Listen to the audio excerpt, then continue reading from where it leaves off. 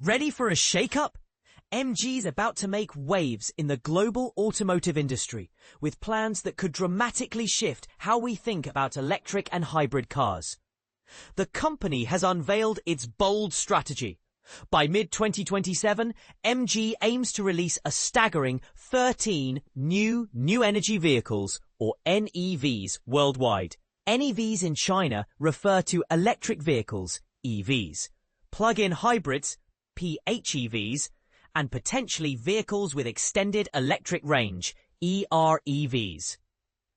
The heart of this transformation, MG wants to counter declining sales of traditional petrol-powered models in key markets like Australia, and they're pulling no punches. So, what makes this announcement stand out? According to MG's general manager Chen Chui, the brand will go all in on NEVs, investing a hefty 10 million yen, about $2.16 billion, to make this ambitious rollout happen over the next 2 years. That's a commitment that most competitors wouldn't dare make. But here's where it gets controversial.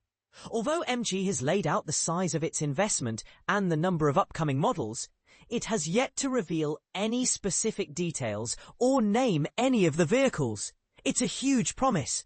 Will they deliver? Currently, MG's NEV lineup in China features just the S5 SUV, known locally as the ES5, and the Cyberster, an eye-catching electric sports car. But the real excitement is around the second-generation MG4 electric hatch, which will hit Australian showrooms in 2026. In Australia, MG offers this trio and also sells premium EVs like the IM5 sedan and IM6 SUV from the IM Motors brand, part of MG's parent company, SAIC Motor. This means Australian buyers have even more options among upscale electric vehicles. But, and this is the part most people miss, MG isn't abandoning petrol cars just yet. Their showrooms across Australia still stock conventional petrol-only vehicles, like the sizable 7-seat MG QS SUV, the compact MG3 hatch, and the MG5 sedan. Popular SUV models, including the ZS and HS, are sold in both petrol and hybrid versions, offering choices for drivers not yet ready to embrace full electrification. The upcoming months will see even more MG launches. The NG7, a mid-size liftback, set to rival giants like the Toyota Camry and Hyundai Sonata, is scheduled for its Australian debut this October, but it'll be available in petrol form only when it launches. A major first for the brand is also on the horizon. The MG U9 Ute will soon arrive down under as MG's introduction to diesel-powered vehicles in Australia. IM Motors, MG's luxury sub-brand, is expected to expand its range soon, potentially introducing the LS9, a 7-seat EREV SUV roughly equivalent in size to the well-known Toyota Land Cruiser 300 series. This could be a game-changer for families needing room but wanting greener options. Now, let's talk sales. In China, petrol versions of the MG5 continue to perform well, and Chen Chui even calls them buy now models. But the company knows this won't last forever.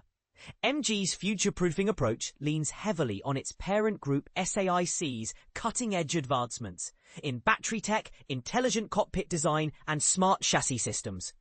Instead of fighting rivals on price, MG seems determined to lead with technology. And here's another spark for debate. Will this tech-first approach convince buyers to switch away from familiar petrol models? Partnerships add another layer of intrigue. SAIC, MG's parent company, collaborates with international giants like Audi, which recently released new China-only EVs, and top Chinese tech powerhouse Huawei.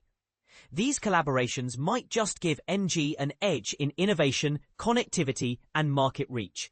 The competitive landscape in Australia is fierce.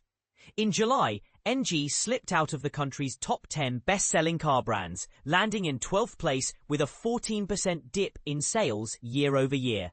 brands like GWM, BYD, and Chery now outrank MG, shaking up the established order. The ZS SUV remains MG's best seller, offered in both hybrid and petrol models, a clear sign that customers are still split on the EV petrol debate. And this is where opinions are likely to diverge. Is MG's aggressive push toward NEVs a visionary bet, or could it alienate loyal petrol buyers who aren't ready for a future dominated by electrification? Is the lack of concrete details about their new models reason for skepticism, or simply part of a larger strategy to build curiosity? We want to know what you think. Is MG's bold investment in new energy vehicles the right move in today's volatile market? Or should they stick closer to their roots with petrol-powered options? Do you trust their tech-driven approach to deliver the next wave of must-drive cars? Join the discussion. Do you expect MG to lead, or are you holding out for another brand to steal the spotlight?